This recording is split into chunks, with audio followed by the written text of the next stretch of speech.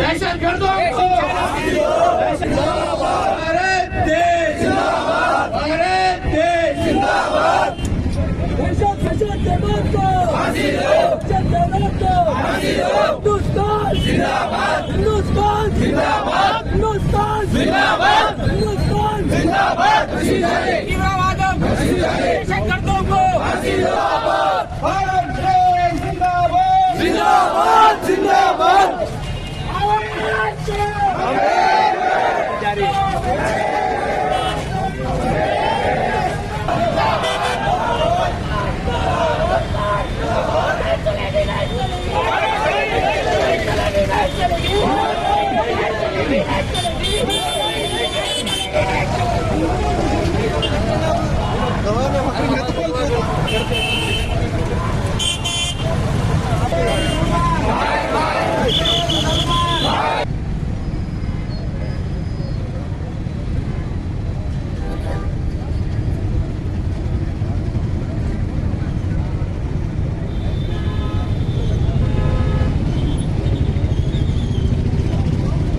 వాస్తవానికి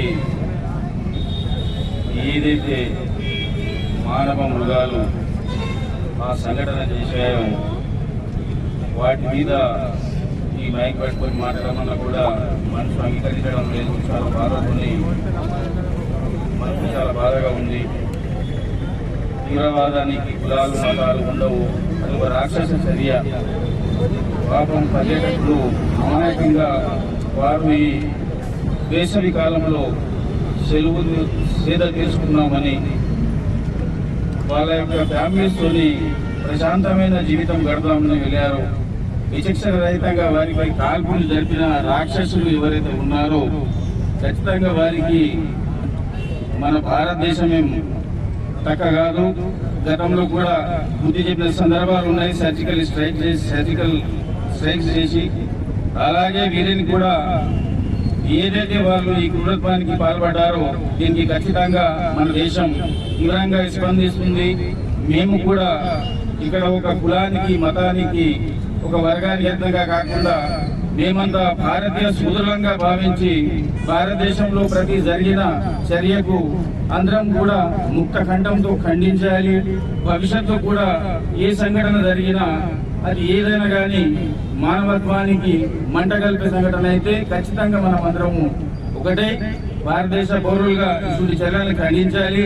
నేను మైనార్టీల తరఫున ఈరోజు తాట్కోల్ చౌరస్తా నుండి అంబేద్కర్ చౌరస్తా వరకు ఏదైతే కశ్మీర్ లో పహల్గాం గ్రామంలో లష్కరే తైబా ఏదైతే దాడి చేసి మన పర్యాటకులకు దానికి మా ముస్లిం మైనారిటీల తరఫున ఖండిస్తూ ఈ రోజు ఈ ర్యాలీని క్యాండిల్ ర్యాలీని నిర్వహించినాము.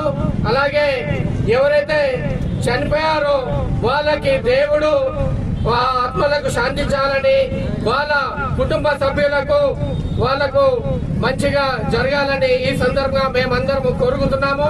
అలాగే కేంద్ర ప్రభుత్వాన్ని కోరేది ఒకటే, ఏదైతే లష్కర్ తైబా వాళ్ళు దాడి చేసి చంపిన వాళ్ళను పట్టుకొని వాళ్ళను కూడా ఇదే విధంగా క్రూరంగా చంపాలని మా ముస్లిం మైనార్టీల అందరి తరఫున కోరుతున్నాము.